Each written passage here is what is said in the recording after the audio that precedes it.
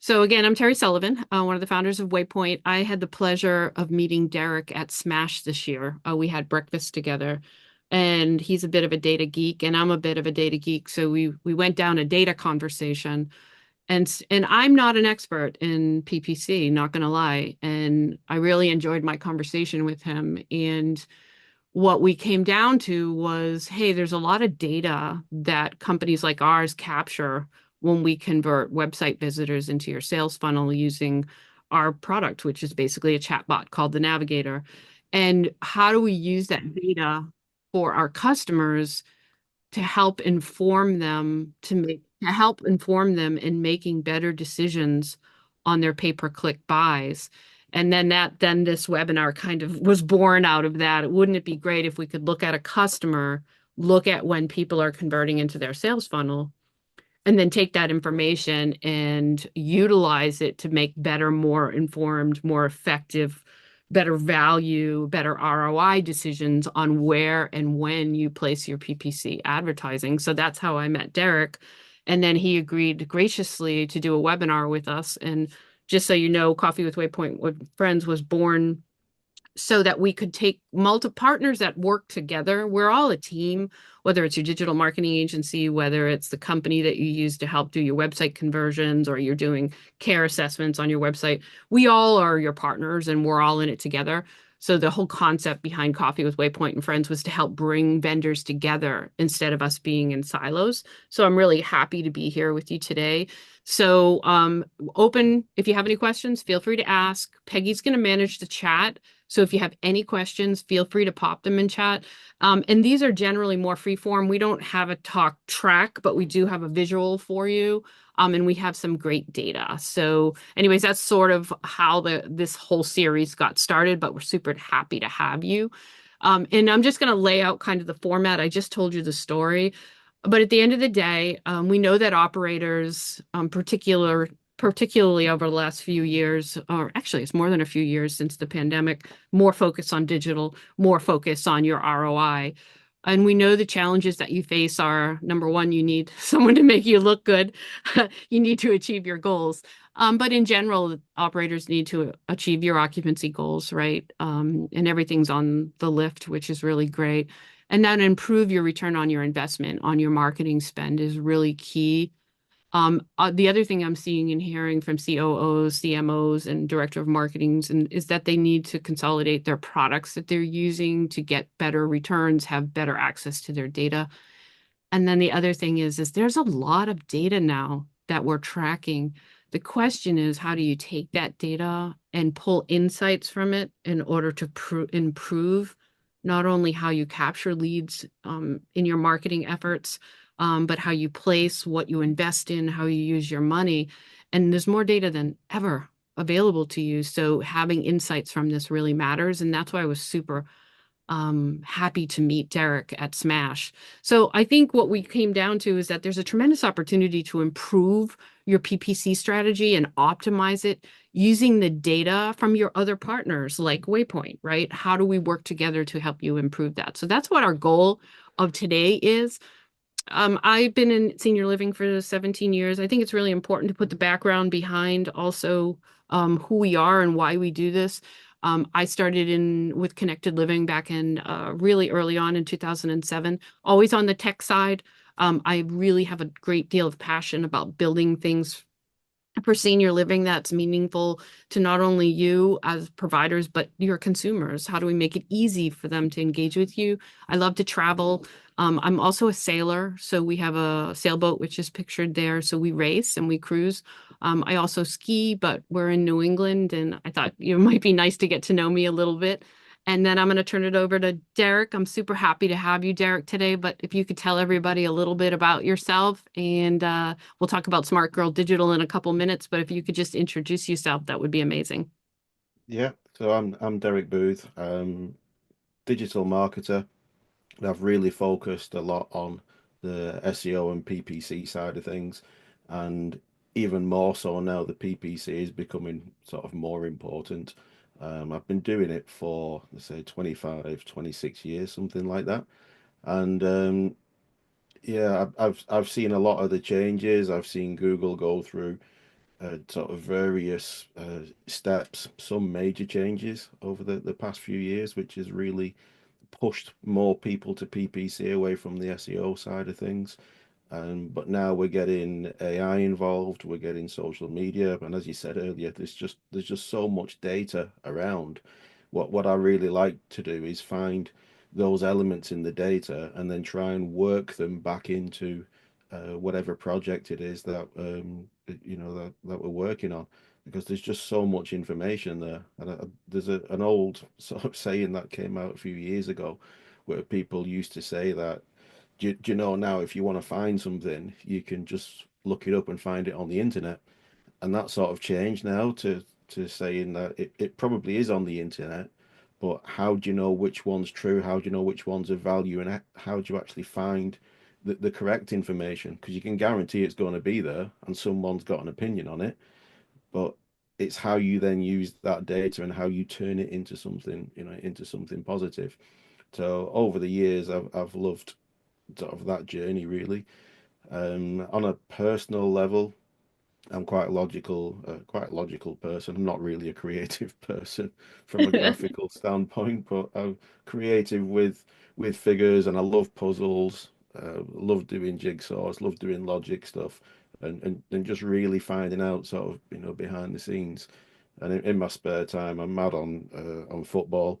For the American people, that's soccer. So it's You beat me football. to Yes, it. it's proper football, as I would call it. Yeah. I'm also mad on video games, and I do a lot of retro gaming and support the retro community. So sort of reliving me childhood really in the 80s and the old computers and video game consoles. So that's where I'm at. That's awesome. Thank you for doing that. And I moved my office, and we work out of the house. I moved my office down into what I call my son's cave after he went off to college. It's where he did all his gaming. So now I hide out in the cave. Oh, what have you done to him? Where does he do his gaming now then? That's In his dorm room.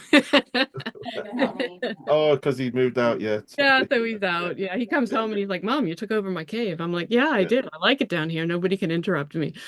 Anyways, so moving on. So, in order to just understand what we do, so you understand how this conversation came together, is really where we live at Waypoint. Is we help you convert more leads from your website into your sales funnel. We have a chat bot which we call the Navigator, but we're really much more than that. We have a Navigator, but we also have what we call digital forms, which help convert in quickly. They're very intent driven, have very high conversion rates. We also build in live chat. We have a lifestyle quiz. It's really a full service solution, including even pre and post tour surveys if you want to. And then we also have a recruitment solution. And then most recently, we released a new AI chatbot, which is fully conversational AI using ChatGPT 4.0. Customers can ask any question they want. You can have it as an enhancement or built in. But the point is what we do and where we live every day is really just helping and partnering with our clients to understand how people convert into the sales funnel and then optimizing it and customizing it for our clients in order to make sure that they're getting the best ROI to their website they can get and they're converting as many customers as they can. And we're also super focused on data and analytics and making sure that we optimize each one of our tools for our customers on their website based on the data. So that's where we focus. And then I really want to turn it over to, because I don't want this to be a sales thing, but I want you guys to know where we come from. I want to turn it over to Derek to talk a little bit about Smart Girl Digital and what they do so you understand where they come from as well. So go ahead, Derek. Yeah, so there's quite a smart team actually in Smart Girl Digital, Katie and Gina and Sarah. Um, and what we do is we try to follow from start to finish, put some automations in place. We've got email marketing, we've got uh, the way that the leads are sort of generated. We try to add as much data as possible and to track as much as possible from from the beginning all the way through to the end, because we want to be delivering quality leads so that we can from the senior living perspective, so that we can the fill the properties. if you don't understand where your leads are coming from and you can't follow them through, it's very difficult from a marketing point of view to then to be able to say, well, we want to spend a bit more money in this, or we want to optimize that. Because if you can't see that full journey from start to finish, then it's not just difficult. You're sort of making guesses along the way at what you think is working. So what other members of the team do regarding sort of phone calls, the other automations that are in place. There's quite a few smart people at the company, and it's just good fun to sort of work in really in that sort of environment because we can see where the leads come from. We can see how they're generated. We can then pass them through. We can have a proper conversation with the client where we can talk about the more finer details. So from the angle of the client, we turn up and we sort of ask a lot of questions when we first get involved, and we put this entire journey in. So then when they sat down having the meetings make sense, if you will, because Mhm. they've actually got data then that they can look at and they can have a proper conversation about. So instead of saying we had 30 phone calls last week, let's just have a look at some Google Analytics and see what worked. Unless you've got everything lined up, you've got all your tracking in place, you've got your follow up with your emails, and unless you've got everything all lined together that passes on neatly from one thing to another, those conversations are a little bit vague. So what we try to add is intelligence, if you will, into that entire process. So Yeah, it's it seems to be a theme across everything. Even we just recently did an advanced integration with Welcome Home so we could track true lead source, right? So if it's coming from yeah, organic or if it's coming from Facebook or where it's coming from, I mean, we're not a lead generator. We're a conversion yeah, point, right, with our product. mm, So having more and more understanding of where those are coming from is so key. And then having a partner. And we're working closer and closer with digital marketing agencies, which is yeah. cool because we're all in it together. We're all there to support the Mm. client, right? And what they want to achieve. But It's from the data driven angle, as you say, because the the the information is in the data. Waypoint. It's just how do you get that data out? How do you make it make sense? How do you set things up? So we go through what I'd call a painful process at times yeah. in getting things set up correctly, because once you've got it set correctly, it's a completely different conversation that you're having looking at those figures and Yeah.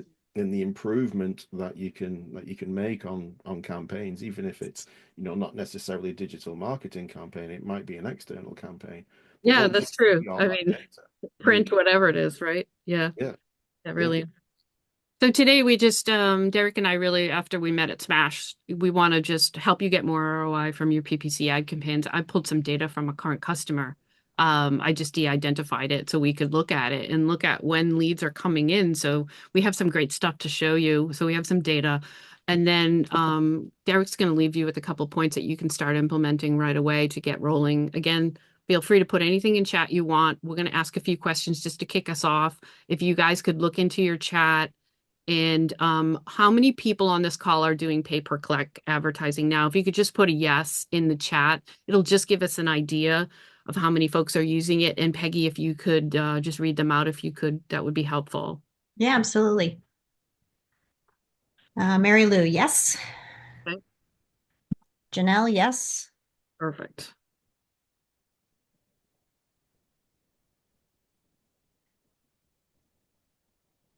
That's it for the moment. No, that's okay. That's all right. We got another one coming No in. worries. Stephanie, yes. Okay, great. And this question Derek put together is, do you share the data gained from your marketing and rework the intelligence back into your future efforts? Are you finding that you can get the insights from that and actually optimize? Curious on that as well. Just yes or no would be helpful.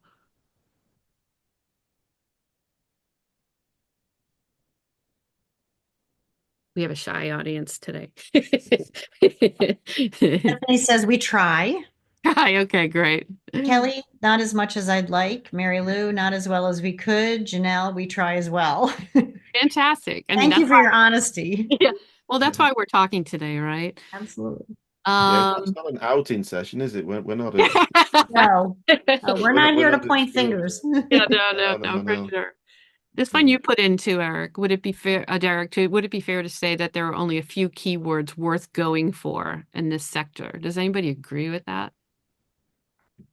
Again, not a trick question, but just provoking thought. Kelly says no. Okay. Janelle, This stems no. from when we were at Smash, and there was one of the sessions, and the Yeah. general feeling seemed to be that there were just a few keywords, and that the rest of them weren't really that valuable. So I thought I'd just put that in there just as a bit of a Ah. feeler. Yeah. And Kelly says there are many, many keywords. Mary Great. Lou says no. Great. Awesome. And I think we just have one more. And, are you using data to drive placement decisions? So when you place your PPC, are you using data to drive it? And I think the other question kind of answered that. You're trying to, right? But if anybody wants to add any thoughts on that, that would be great. Stephanie says no. Okay. Kelly says yes with our ad agency who manages our PPC. All right, great. Awesome. Good stuff. Okay. So I'm going to turn it over to Derek. Derek, I think it's important. I mean, everyone here on the call seems to be doing some PPC, so we probably don't need to spend a lot of time here, but if you wouldn't mind just talking a little bit about what pay-per-click advertising is, maybe there's something here that someone may not know, that would be great. so I've put down different types of campaigns because most people, I think it's fair to say, see pay-per-click as the search part of it, so a search type campaign. There's multiple different campaign types, and Google is forever changing, although the search campaign type is something that's been around for the longest and is still there. And a search campaign type is when someone types in the search bar on Google, they see the results come in, and those results would be the top two, three, or four sponsored ads. And that's the same whether it's on mobile or whether it's on the desktop. Now, even though that type of campaign works extremely well, they have introduced other campaign types. The display network is one of the oldest ones. They also talk quite a lot about a remarketing campaign. A remarketing campaign can be a search campaign or it can be a display campaign. And then there's Performance Max. The Performance Max is a new type of campaign, and Google's suggestion or strong suggestion is that you use a Performance Max in association with a search campaign. So the way that works is a user would type in a search term. So let's take senior living. They type in senior living, your ad would appear at the top. So the user clicks on your ad, goes to the website, has a look around, but then doesn't really take an action. What a Performance Max campaign was designed to do was to target people who had been on your website or had done certain tasks that you would then follow them with. So in a Performance Max, very similar to the display network, was actually a remarketing campaign. So the user then wouldn't need to be searching on Google to be hit with your ad. So Performance Max can serve ads that would appear on YouTube, appear in your on the websites that you're browsing, it'll appear in your Gmail accounts. So what it's doing is it's looking for an audience rather than someone that's actually searching. So Okay. that's a slightly different way of approaching things. So the reason I put that in there is because audiences now are so much more important. So instead of just keywords in an individual search, you've got keywords with intent or search intent, and you've got audiences. They are so much more powerful, and really they're integral to how your pay-per-click advertising would work. If you go back 10 years, you would just be putting the keywords in, put your ad copy up, and be waiting for someone to type into Google for search for what it is, and your ad would appear. There is so much more around now, which is way more powerful and so much more cheaper than doing that straight search approach. So from a pay-per-click advertising point of view, if you think of it as you can get an advert in front of your target audience whilst they're going about their daily business online. They're not necessarily searching for the product or service that you've got to offer. So that's like a slight difference. Does It's that more make like sense? yeah, more like the creepy data stuff, right? Once they know where you are and they know who you are and have a have some insights into where you might be, they then target you there as Yeah. well. I mean, Yeah, Facebook started this a while ago, and yeah, then there was the big update, the iOS 14 update of a couple of years ago that pretty much killed off a lot of that. And yeah, now you've got the cookies, which is coming around, so Google's changing up on that. But ultimately, there's a lot of data that all of these services and organizations have got about you, and it's yeah, easy to follow, which obviously we turn to our advantage. yeah. So. And can you talk to a little bit why? I mean, based on that, I mean, clearly the offering for pay-per-click has gotten much more broad and there's more opportunity there. But can you talk about why, when you work with senior living clients, why it's even more important or it's important for senior living specifically? Yeah, so in this sector, you've got traditional methods. Traditional methods will always work, and I don't think in the near future that they're likely to disappear. So they will always work. There's a big but on the back of that. If you can get in front of your audience cheaper, more efficiently, quicker, and with much more information, you can get a much better quality of client. And like any advertising, or any marketing, I should say, if you're putting your adverts in front of the people that you want to speak to at the right time, then you're going to be much more effective. So working digitally and working with pay per click, you you're paying for stuff, and when you pay for stuff online, you get more information. So if you compare paid to, say, SEO or just some email marketing, you're only going to get a certain amount of data back because you're not really paying for it. With pay per click, you're paying per click. So there's a contract there now. So they're obliged to give you certain things, and they will also give you a lot more data because if you're paying for something, they want you to pay even more and pay even more. And if it's working, you'll pay even more.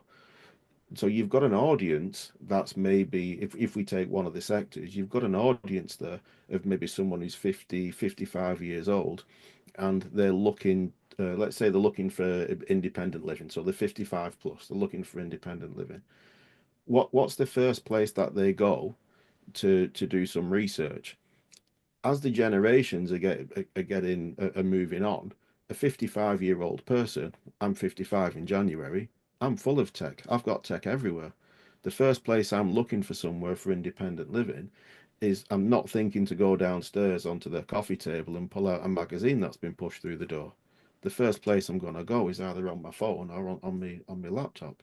So the audience that we want to be targeting, this is where they hang out effectively. So if you're not doing pay per click, to me, you're missing that opportunity. So you could turn up and say, we've always done leaflet drops and they work really well. Of course they work well. They'll still work, but you're missing so much more by not doing the paid digital stuff. So I would encourage anybody that's not doing it to do it. Makes total sense. Makes total sense. So what we wanted to do is talk about, of course, optimizing your PPC efforts. So Derek's put this slide together to talk to you a little bit about the impact and how it's measured. We're also going to share a little bit of data from one of our current customers to show you some information as well. So Derek, if you could, run through this slide and what you'd like Yeah. to convey here. So on here, we've just got a snapshot from one of the live clients. Obviously, I can't tell you what client it is, so on. But this is real data that comes straight out of the pay per click. Now, if we go back to what Smart Girl Digital is and how all of that comes together, when you're working with pay per click, you can set whatever goal you want. You can also do this the same with your Google Ads and probably any digital marketing software that you work with. So when you set a goal, that then is deemed a conversion. but that conversion is something that you've stipulated.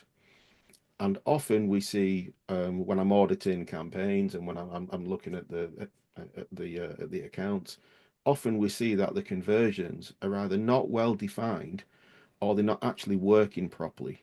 So if you set a conversion up and that conversion is when someone looks at a page and it's not set right and it counts twice and then it counts when it does something else and you've not set the single element, then a conversion can be as many clicks as you get in. So it's not of any value.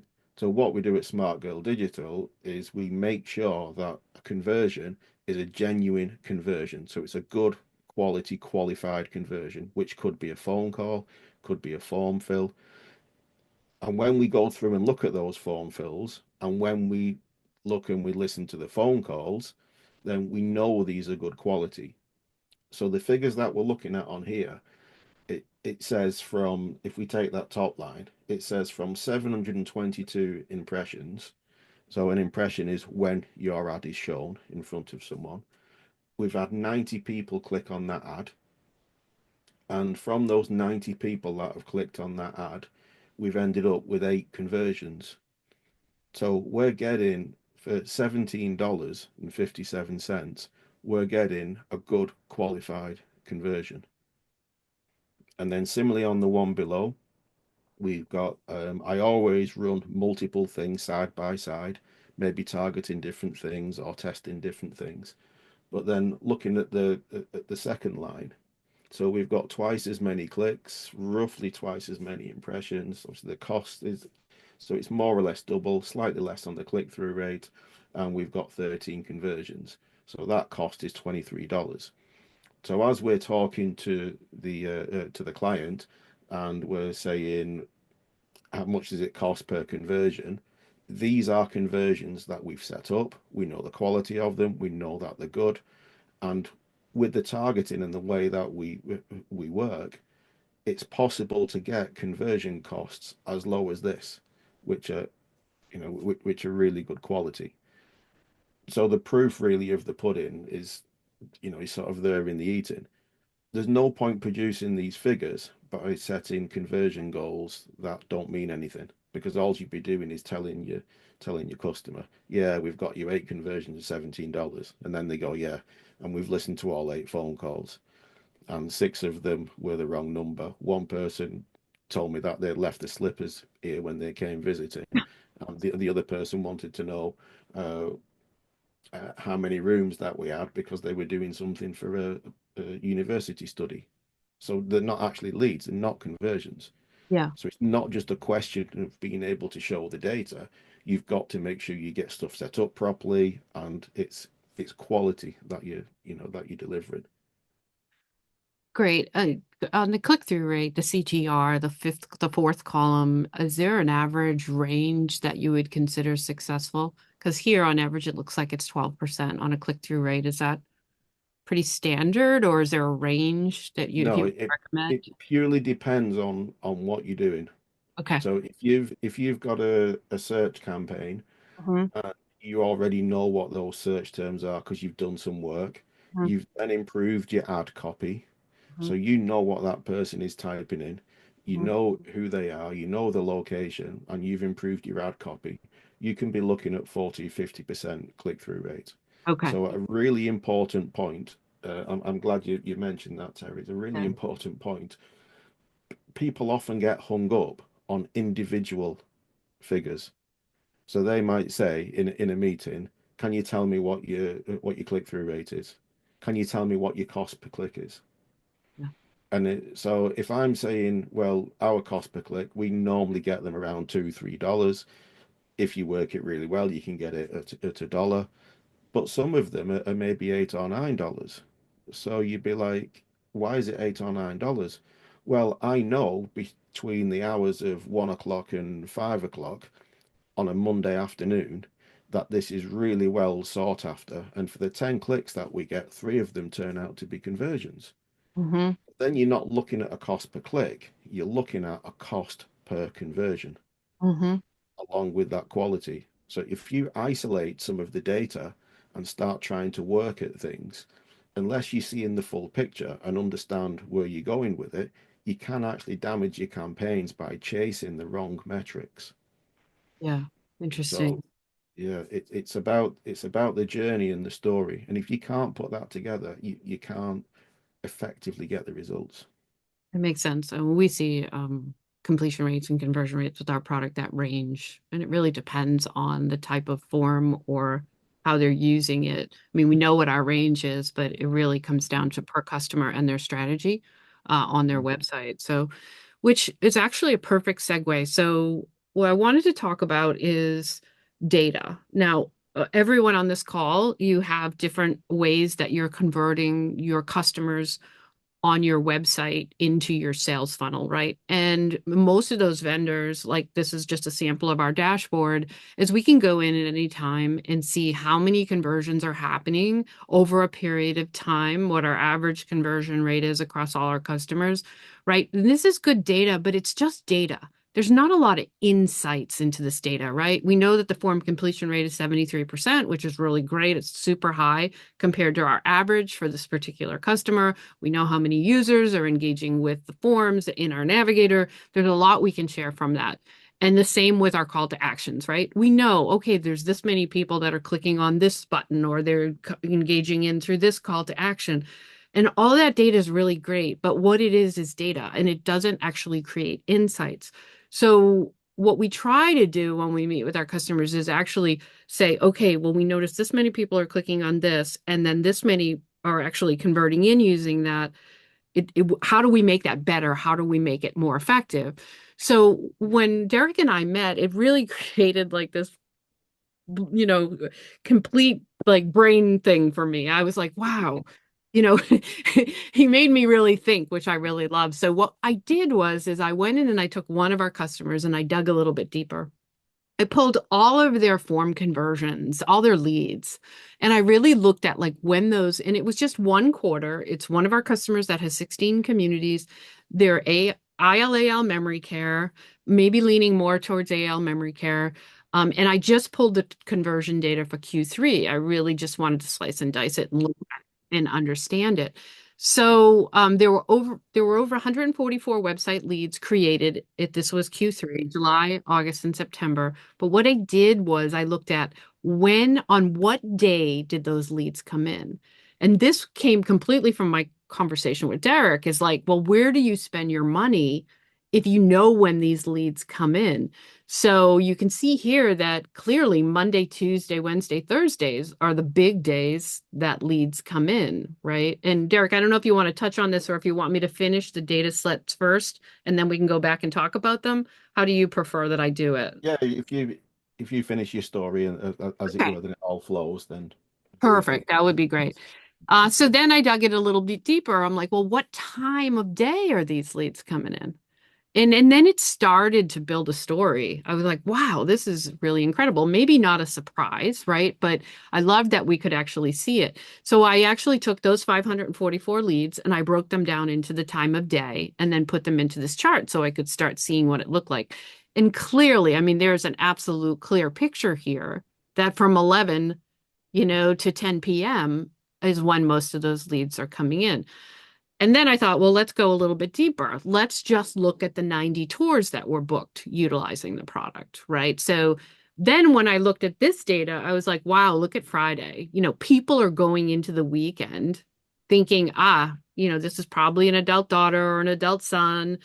They're at work, whatever. Derek's going to tell more of the story about how to look at this data. But at the end of the day, more people were booking tours on Fridays than they were any other day of the week. Not so much more than Monday, Tuesday, and Wednesday, but still there's a pattern there that shows people are setting in the weekends, not so much, right? And then I thought, well, what about the time of day that people are booking tours? And you know what? It overlaid kind of perfectly with all the leads that sometime between noon and 8 p.m., with when people were booking tours. So Derek and I got together yesterday or the day before, I think it was the day before, and we talked about this data and we thought, wow, it would be even cool because we have a lifestyle quiz where we capture what they're looking for and who they are, is to even bring this data down further to say when people are looking for assisted living and it's the adult daughter, this is when they're buying and not buying, but when they're converting in. But Derek, do you want to talk about this data a little bit and give us some thoughts on as you know, as somebody that you would be a partner of how you would recommend using this data to make better Yeah. PPC decisions? Yeah, so there's a common thing like FOMO, you know, the fear of missing out on something. So therefore, we'll run our ads 24/7 because that data that you've shown me, at times people will do things and I don't want to miss out on that. Now, Yeah. if you take that approach, you've got a budget, and in that budget, you're spending that budget from Google's perspective, it works on a monthly cycle. So even though you can say on any given day, I'd like my budget to be $100 a day, on a daily basis, that budget can go significantly over or significantly under because the algorithm is calculated based on a month. So over the course of a month, if you're spending $100 a day, so there's your 3 grand a month.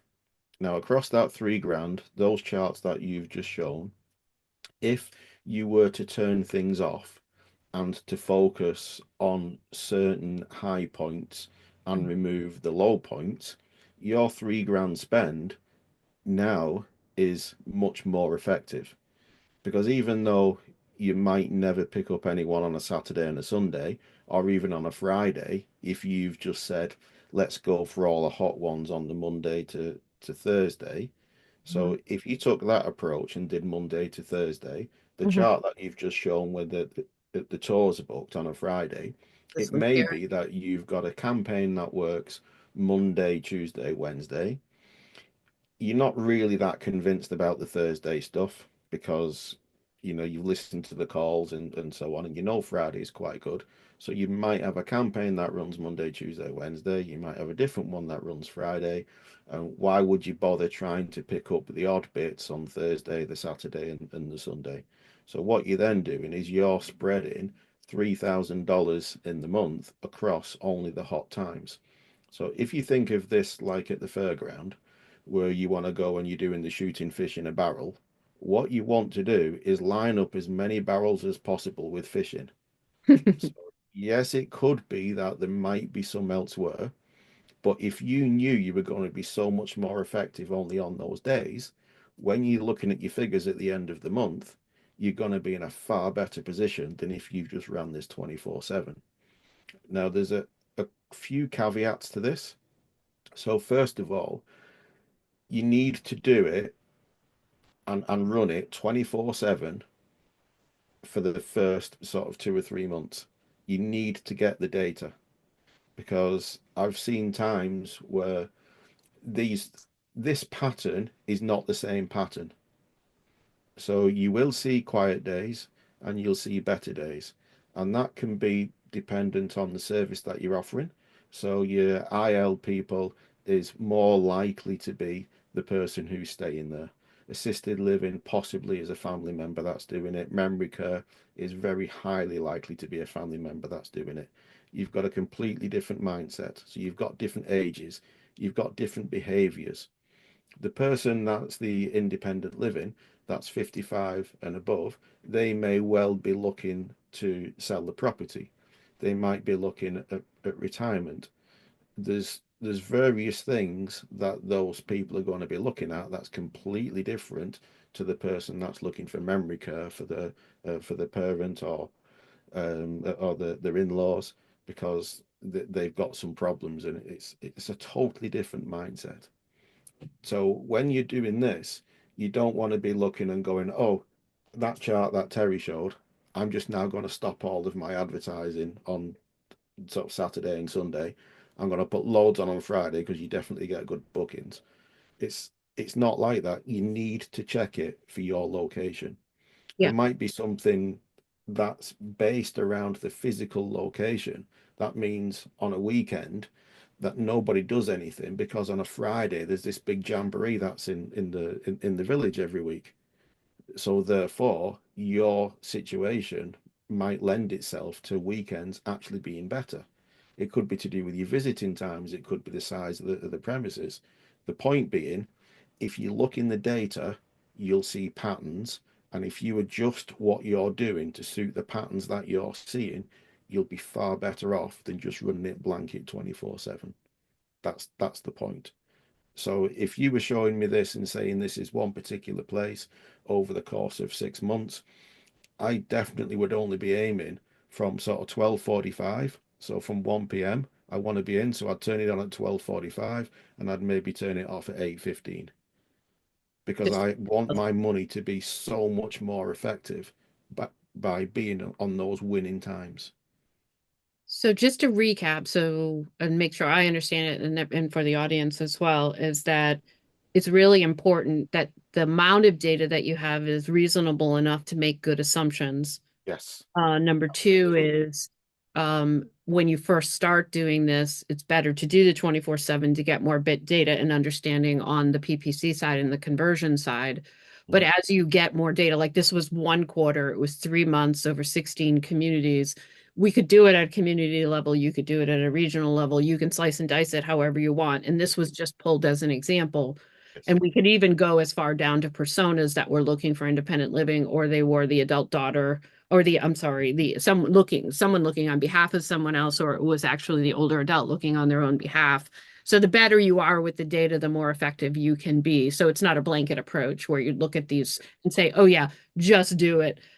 From 1 to 8 p.m., you'd want to have enough data to make good decisions and then optimize it as you go, right? You should see a lift in conversions if you're doing it well, Mhm. right? Okay. And the reason you need that data, if you think about it from external factors. So if you only take 1 month, Yeah. what month are you taking? Yeah. Are you taking summer when everyone was on holiday? For Are you sure. taking For a sure. month when it was raining? Yeah, for sure. I pulled Yeah. actually the summer Q3 because that can sometimes be a quieter time for senior living. But we could have pulled any range of data on this, but Yeah. I wanted to pick at least 3 months. So, and it was great for me, even personally, to be able to go in and see this because now we have a new way of showing Mhm. success for our customers, right? And giving them Yeah. some insights, which was really cool. So to follow up on this, so people then don't go off and make a very serious mistake, having done this and run this for a while, you should then go back and test again. Yeah, makes Yeah, sense. Makes because sense. things have moved because you're about to get a different president. Yeah, for sure. For sure. Lots of things. So there's a lot of things that always change. The point is you've got the data. It's a moving feast. Whilst it works at this particular time for this period of time, then you know you can set something up that can maximize on what you're currently seeing. But things are going to change.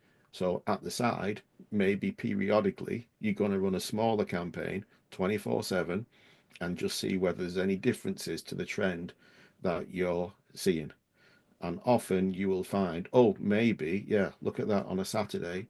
What we're seeing now is the first Saturday in every month, because everyone's just been paid at the end of the month. Funnily Yeah. enough, the first Saturday when everyone's been paid, you, so you've got things like that to consider. So don't just run away and follow these. These are examples, and it's Yes, proving the point, and it's talking about the data that's there for you to interpret. 100%. And this was a New England provider, right? New England may be different than the Southeast, which may be different than, Illinois or Chicagoland area. So it's important to see. I would imagine though, this has caused me to think that on December 31st, we're going to pull data across all of our customers and then share that with the industry because I bet there are some patterns. It'll be Yeah. interesting to see the collective de-identified data as a whole, but then we could figure out maybe how we could split that out by our lifestyle quizzes, which are IL, memory cares. People can select what they're looking for and select who they are. So it'd be interesting to see that data as well. So anyways, Yeah. good stuff, really good stuff. This is leveraging conversion data for strong PPC performance, so please feel free. I will be quiet, I promise. So in your ask as many questions as you like, comment away. In your pay-per-click account, you're going to have multiple campaigns. Whichever campaign type you choose to run, there's data available for you. So you should definitely be going in, looking at that data and seeing if there's patterns. So this should be done from two particular perspectives. So the first perspective is like any science experiment or like anybody that's been to university or done anything where you're doing A/B testing and things like that. You want to be saying to yourself, if I've set this up, this is the result I'm expecting. So am I seeing that expected result from the work that I've done? And if I'm not seeing that result, then you can ask yourself why. If you're going to do the second approach, which is a more discovery type thing, it's very easy to get lost in the data where you start looking at a spreadsheet, you see something of interest, then your mind goes off on that, and then you're following that, and then you find something else. And before you know it, you've been looking at data for an hour, you found a load of really cool things that you didn't know before, but how many of them were actually actionable that you could put into play that would add value to your account? So when you're looking at the data, you should always pull it off. There's loads of great stuff in there. Have one mindset that says, I'm looking specifically for this, and only look at that and take that data out. So that is the best way to advance your campaigns. Then the other mindset of the discovery is start looking for things that you hadn't thought of before. And then when you do that, before you get too involved in that rabbit hole, just pull a few things on, make a few notes, and then carry on with what you're doing with your optimizing, and then come back to that at a later stage. So as an example, we pull down a PPC report and it's got search terms on, it's got conversion data, and it's got the number of impressions, and we've got a comparison on conversions. And we've seen one particular search term that we weren't really looking for, but we've seen a search term and it's had a big spike in conversions. So at that point, I want to make note of that and move it to one side, because there's a very real danger of maybe taking that search term, seeing that that's improved, then asking yourself, oh, I wonder what else is improved, reorganizing your data. Oh, I wonder where we use that search term. Off you go to the website, start looking where that search term is, start looking at various things. And when you do that, it's very easy to get lost. So definitely take your reports, there's a load of value there, but have a fixed mindset on what it is that you're looking for. And that's a good way to get information out. Don't just look at the screen with what Google's showing you with the columns, because it hides columns. It doesn't put the best stuff in there. So you've got to get those reports out. I would also say to do sort of A/B testing or to run multiple things that are very similar. Because when you run more than one thing, you get something to compare against. Ideally, if you can run three things, you can always say, that's the best one, that's the average one. I'm going to try and improve the weakest one and try and get the weakest one to be either the average one or the best performing one. So if you can run three things, that's ideal. At the very least, you should be running at least two so you can do these comparisons and then you can keep improving. Another big thing is your search terms. So whatever campaign you're running, you've got search terms, and this is what the user searches on. So on a standard search campaign, it's common to go in and see the search term. So it's not the keyword that you've put in, it's the search term with what people actually type in. You can go in there and start adding negatives for things that you don't want to. And if all you did was just went in and negatived out things that you didn't want, your campaigns would just keep gradually going on that upward trajectory, because you're getting rid of things that you don't want. So what you're actually doing is you're training the algorithm, and the better you train the algorithm, the better it works. It all works on history. Historically, if you've accepted the search term of senior living and you are willing to pay $20 per click for that search term and you don't make any changes, Google is going to take that $20 per click for that search term all day long.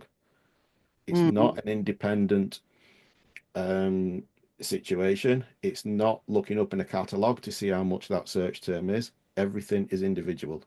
So I can get senior living for a few dollars. Some people will be paying 10, 20, $30. It's Mm. all about individually what you do and how you train it. So you definitely want to be checking those search terms and putting in the negatives, the ones that you don't want. And on the flip side of that, when you find something good, you want to add it to your landing pages. So if you're looking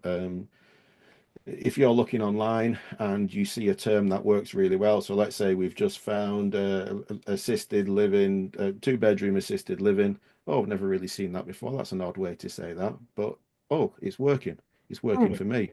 So what I'll do is I'll actually add that to my landing page, because if Google's going to keep sending people for that, if I improve my landing page by adding that to the page, I'm going to get it cheaper and Google's going to match it more. And I know it converted, so it's a winning term. So I want to put that on my landing page. So that's a quick way. And as we've just discussed, times of the day and days of the week, these are dead easy ones to work with. Where if you've only got a small budget, you can actually get much more from that small budget. So don't look at what you've missed out on, look at what you're getting. So imagine it was your money and you're saying, I've got £10 or $10. What am I going to get for me $10? If you're just wildly guessing with that $10, you'd be like, whoa, I'd much prefer it if I knew I was giving $10 and I was getting something back for it. So aim for your winners and try and find the data as soon as you can. But you need to leave it for enough time so that that data means something. Because you don't want to make poor decisions and knee jerk after 2 days and go, oh, it's 8 o'clock in the morning for us. Well, that was 2 days. You need that data. It's really interesting. I never put this together, but search terms and like for example, even on our navigator, we were working with some skilled nursing providers and we changed the text on the button to get help now, and the Hmm. conversions went up 50%. Yeah. So if you think about that specifically, even in search terms, right? If you start to play around with different search terms and then you start to see the increase, that's incredibly powerful. But I just had never put it together. And I was listening to you talk. I was like, it makes a difference. It makes a difference how you say things on your website. It makes a difference. And you could see it. I mean, you could watch the insights on how it changes. So the customization piece is key. It didn't work as well for New England as it did for the Mid-Atlantic, but yeah, really interesting stuff. So there's a little tip around that, sort of a giveaway for someone in a bit more detail. On Yeah. the ad copy, you can pin positions when you're doing a search campaign. Now, Google doesn't want you to pin positions. Google will tell you, we we want the ability as Google to put the different headlines in different places. And I want you to give me 15 headlines. In a search ad, a responsive search ad, Google about 90% of the time, maybe even slightly higher than that, will only take two of the headlines. So even though there's space for three, it will only take two. And out of those positions, you can actually pin and say, I want this headline to appear in this position. So, with what you just said there, saying get help now, Hmm. on its own, in isolation, that doesn't mean anything, Right. because get help now could be, oh, I've just spilt me drink. Yeah. In isolation, it, it's out of context. Yeah. If you put that in context, so you just said on that button there was a get help now. So if the ad that went to that landing page, if you pinned in position two, get help now, and in position one, you pinned whatever the term was. So let's say it was, I don't know, maybe memory care. So memory care support, or you'd maybe put need memory care. So if you pinned need memory care at position one, and at position two, you've pinned get help now, that ad copy, is going to say that when people see it. So Hmm. now they click on the ad, they go to the landing page, they now see again that same path all the way through of get help now on the Call to landing page. action. you're going to significantly increase your conversion rates. Wow. Okay, I love it when I learn something. That's pretty awesome. That's cool. Very cool. Awesome. Do you want to run through this case study for everyone? And we'll open up for questions too. We just have a couple of more slides, a few more slides. And Derek also has a special offer at the end as well for an audit. But do you want to walk us through this case study? Yeah, there's not really a lot of detail in the Yeah. sense that it's just the figures on there that you can that you can see. These are the sorts of things that we do. Yeah. Um, we're not going to get unbelievable results every time because sometimes you go into a job and it's pretty well organized.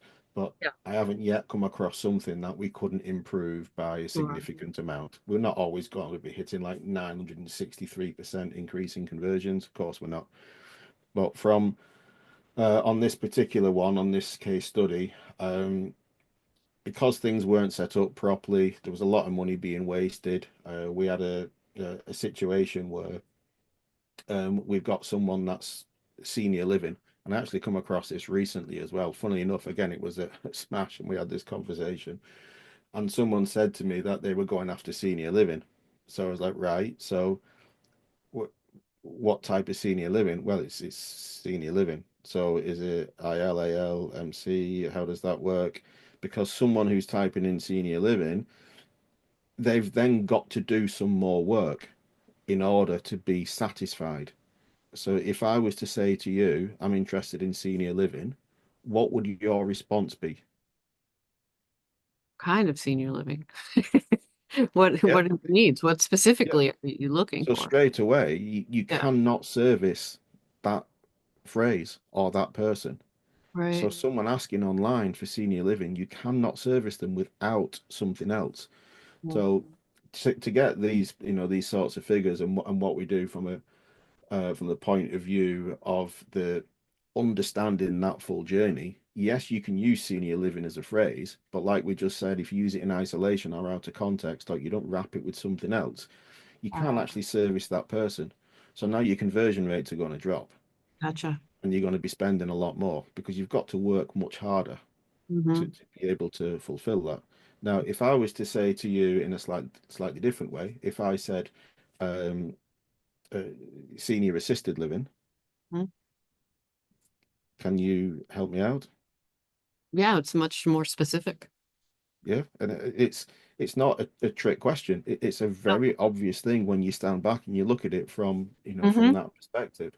Hmm. So when we talk about saving ad spend as well, if you look at the figures here, I have saved companies literally millions over the years in spend because of these sorts of things where generic stuff's used, the conversion tracking is not set up properly, the landing page maybe doesn't resonate with what they're trying to do. Hmm. So in taking that start point and following that through to the end and understanding who the person is, what they're searching for and why, once you start putting those things together, you don't actually need to be a technical person. You just need to be someone that understands the industry, that can put these things down in a flow, and then it makes so much more sense. Yeah. So when we're getting figures, I mean, we've got so many uh, case studies that we could go over where we've taken someone who thought they were good or someone that was a mess, and we're always able to improve stuff, and it's just good to see for the client, when the client comes back and they've said, wow, I didn't realize this was going on, or look at them figures, or the previous agency said that we couldn't do that, we had to do it like this, and you're just like, oh, I just love it when we get stuck in, we get that data out, and then we've got we've got the result. Yeah. So We're finding more and more with our partners that they're asking us to be more involved. They may have two digital marketing agencies that do two different things, right? One might handle the website, might handle campaigns, but we're mm, just finding that we're getting more and more closely involved because it is one big picture. It's yeah, not just siloed, like, with our conversion tools. it's really important that we're tracking and understanding where the leads are coming through when they come through our forms or through our navigator. So it's just, I think we're seeing more and more and more that we're not in silos, and that for the providers that are out there and the operators that are out there, don't be afraid to connect your partner vendors to your other partner vendors, because through a brainstorm, we have improved our product significantly just by talking to more of our partners or our customers' partners. And it's really important that you bring everybody together, because I mean, you wake up every day and you have these partners that you pay and work with and that you trust. At the end of the day, what really matters is that they're all working together to help you meet the goals that you have. And I just keep learning more and more and more the more I connect with people like Derek, where we have combined customers or we connect with others. It doesn't matter who we are or what we do. We're all in it for the same reason, and that's to help you guys be successful. So at the end of the day, try to connect those partners more, because you could just improve your ROI by connecting your partners, so you're getting more out of what you're already doing. But anyways, Derek, if you want to run us through these tips, kind of just to wrap us up, that would be fantastic. Yeah, so there's a couple of things that really get my goat with with the PPC. And the first one is the Google sales rep. So this is Google saying, "Oh, I see you've got an account," and they're emailing, they're on the phone, they're now WhatsApping.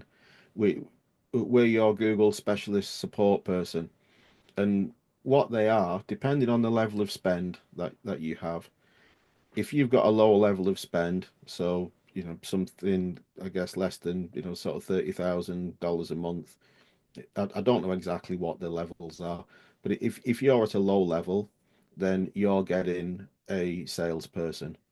And what they're doing is that person is reading off a check sheet, and they're saying to you, we want you to turn these things on because Google wants that data. So Google tests its stuff through you paying for it through your live data. So please don't walk away from that conversation and think, oh, but the Google reps onto me, I must be good because it's Google. It's not. If you put that in the context of Virgin Atlantic, it's not Richard Branson that you're speaking to about the direction of Virgin as a global business when you're speaking to someone in the mobile phone shop and they're trying to sell you a Nokia 3850 or whatever it is. It's just a person who works at an organization that's trying to sell you stuff. So that Google call is only going to do one thing. I have not heard anybody tell me anything different other than it's going to cost you money. They'll want you to turn recommendations on, turn this on, do that, put load of broad match in. It is going to ruin everything that you've got down. They just want the data. It doesn't work. So please do not listen to the Google reps who ring up. If you're spending 30, 40, 50 grand a month, you're going to get a different level of support person, and they've probably got some really good advice for you. But if you're spending that amount, then either A, you know what you're doing, or B, you'll have an agency involved, so you wouldn't come across that.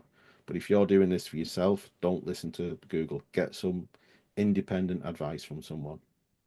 The other thing, which we've been over, really, the conversion tracking. You if you don't know what's working, how can you change it? So you can only manage what you can measure, and that's a phrase that I've taken from many years ago from an accountant friend of mine who was looking at stuff. So make sure you know what you're looking at, because otherwise you just finger in the air job, just making guesses, and that's no good. Structure is important. We've covered off the senior living term. So from a structural point of view, if you're just going to have a campaign that says senior living and you target senior living, which I have seen a lot of, then you're just wasting your money. You're absolutely throwing your money away. You really want to know who you're speaking to, what they're going to be searching for, and when they're going to be searching. That's your start point. And if you don't know that information, set your campaign up so that you can find that information. And then once you've found it, then you tune to what you're doing. And the other one is the ad groups. So Google will want you to put 15 headlines in. They'll want 5 descriptions, 5 long headlines. They'll also want you to put maybe 10 to 15 different broad match keywords in your ad group. And if you operate like that, again, you're going to be wasting an absolute ton of money. You only want a few keywords in there. And if you think of it as an ad group, the clue's in the sort of the question. It's a group. So you want this group to be tight. If you're talking about assisted living and you're talking about the floor plans, let's say, so you've got assisted living floor plans, don't put keywords in there that are not related to assisted living floor plans. Don't drop an independent living phrase in there. Don't drop a 55 plus retirement community in there because it's a completely different topic. It'll cost you a fortune and Google will be throwing all sorts of traffic your way, and it just will not be effective. So Interesting. keep your things tight and exactly as you would do if you're having a conversation. So if you're having a conversation with someone about assisted living, would you randomly throw in that you're good at chess or that you like gardening? You just wouldn't. You're talking about the service or the product, and you need to keep it tight. And that will help keep your costs down and reduce the negative work that you have to do. Interesting. I think we could take a little bit of a pause here, Derek, and see if anybody has any questions Yep. for you. So, anybody out there have some questions for Derek, please feel free to put them in chat and Peggy will read them out loud and we'll give him an opportunity to answer. So, go right ahead. Kelly asks, do you recommend PPC on Microsoft Ad Network as well as Google? Yep. So it's when you're working with Google, you've got a certain type of person and a certain type of audience. Some people will automatically be using Bing without knowing. So techie people generally will use Google or they'll use something like DuckDuckGo or whatever it is that they want to use. Non-techie people will use whatever the device throws at them. And quite often, if it's a laptop, especially, a new device that you open up will come pre-installed with Edge, Microsoft Edge. And as soon as you start working on Edge and you start typing things in, you're now on Bing. So yes, it does work, and we do advertise on many different networks. Obviously, the focus of this is the Google PPC, but yes, Bing for sure is somewhere that you could go. Great, thank you. Janelle asks, would you recommend putting language in the ad or ad copy about being a not-for-profit community, or would you suggest keeping that just for the website? Again, like anything, that's a test. So if you set up um, two ads, so you can do it in different ad groups, or you could set a completely different campaign and match the two together and see which one performs best. If you're going to be putting it on your landing page and if you think it's important for your service, then the question is it something I want to be putting there on the in the ad copy? Is it something of value? If it's something of value that's going to help that click through and educate the visitor, then yeah, maybe it's something that you could try. I don't see it as a big pull necessarily. So the real estate that you've got with your ad copy, which is only small, I'd maybe use something else in there instead. But you could put it in the description if you think it's important. And as you say, you've got it on your landing page. So I would say test. I don't think there's a yes or a no to that answer. It kind of brings to mind faith-based communities too, right? Is that some people are looking for faith-based communities? Interesting question. Hmm. Mhm. What else we got, Peg? That's it so far. All right, any Oh, other questions at all? Please don't be shy. Feel free. You got an expert sitting here, so feel free to ask any questions. I did put a link to Derek's offering and Smart Girl Digital a free audit. So if you do want an audit of how you're currently doing things, we put a link in the chat for you to go to. And of course, if you ever want to work with Waypoint or explore how you're capturing and converting leads on your website, we're here for that as well. So just a little shameless plug for both of us. And then, I have really. one more question. Oh, we do? Fantastic. Go. Kelly is asking, do you go to the homepage or landing page from your PPC ad? So 99% of the time you would be your landing page, absolutely. The only time I would say you'd go to your homepage is if you were doing some branding work that was non-specific and you'd maybe got some offers on your homepage that you wanted people to see, or you've maybe got a news story that's on there. But virtually every time you would be to your landing page. And that landing page should be set to speak to the person that's going to be clicking through. And if you've done your audience work and your time of day and so on, and you've been through those things, you'll have a good idea who you're speaking to and what topic it is. So when they've clicked through and you've said to them, we've got only three independent living rooms available, book your tour on Sunday. If I now land on the homepage and I've got to try and find where to go and book my tour for those last three rooms, that's a bad user experience and your conversions will drop. But if you can take me to a landing page that says at the top, last three rooms available, book this Sunday, the book now, then that's a winner. So your landing page virtually every time. Good to know. Stephanie is asking, do you recommend anything with MQLs on PPC? What do you mean by NQLs? Marketing qualified leads, Derek. MQLs? Mm-hmm. In what respect? I don't understand the question. Stephanie, do you want to unmute and then you can ask the question directly? Would that be easier?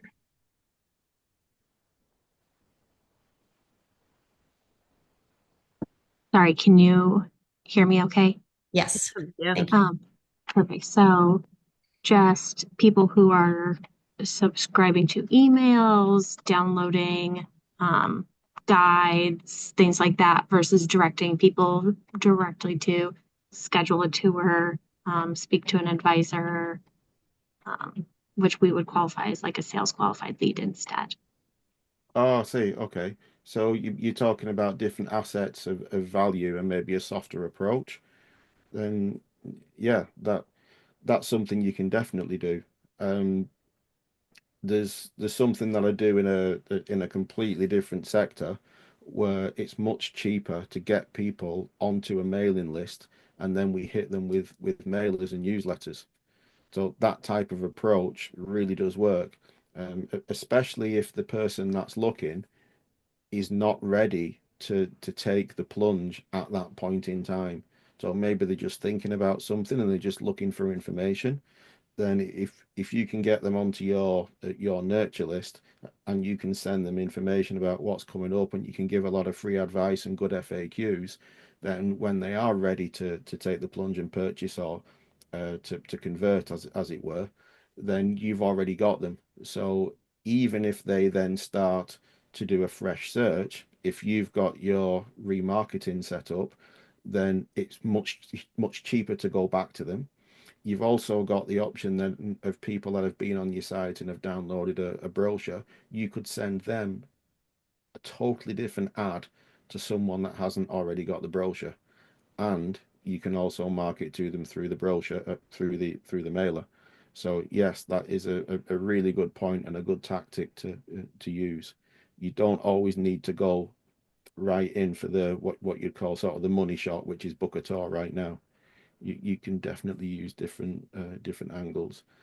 And on a list building point, even if you're not offering something for them to download, if you can take people or give them an option and they go to a specific page on your website, you can set a campaign up to go to people who visited a particular page on your website. So you would know it was these people that had been to that page. So if you've already given them an element of education, when you next remarket to them next time, you know you're sending this ad to people who've already seen this message on your site previously. So that would work as an example of something like, let's say you have a Black Friday offer, um, or you've got something where if you've attended one of the seminars, for example, then you're going to get preference later on. So you could say everyone that's been to the seminar, on the seminar page, we're going to show you a different ad, and that can be really powerful. Interesting. We had done some experiments with a couple of customers where we put our navigator on the landing page, giving them multiple ways to convert in. And then some of them use HubSpot and other things to determine whether something's an MQL or an SQL. And they did see an increase, but that's really fascinating how you can use even more of the data to get targeted, which is Yeah. interesting. So And there's a common thing about squeeze pages, which goes back to like the mid sort of 2000s, where everything was done, where all navigation, all points are removed, and basically you just land on a page and you'd got one option, which was to click submit after putting your name in. There was nowhere else for you to go. And right. those type of squeeze pages and that process is something that does still work. But you do also have the flip side of it, particularly if you've got someone that's come in via senior living, or they've come in via independent living, and you've got options where you've maybe got one bedroom or a studio or two bedroom, or you've got different facilities that you know that you can offer. It might be that it's better to have some navigation in there so they can have a look around. As long as you can control them and you know where they're going to be going, that would be the key thing for me. You don't really want to let them just randomly go off down the website. You'd want to be giving them something, I would say. But Yeah. yeah, it does work. It's an option. Interesting.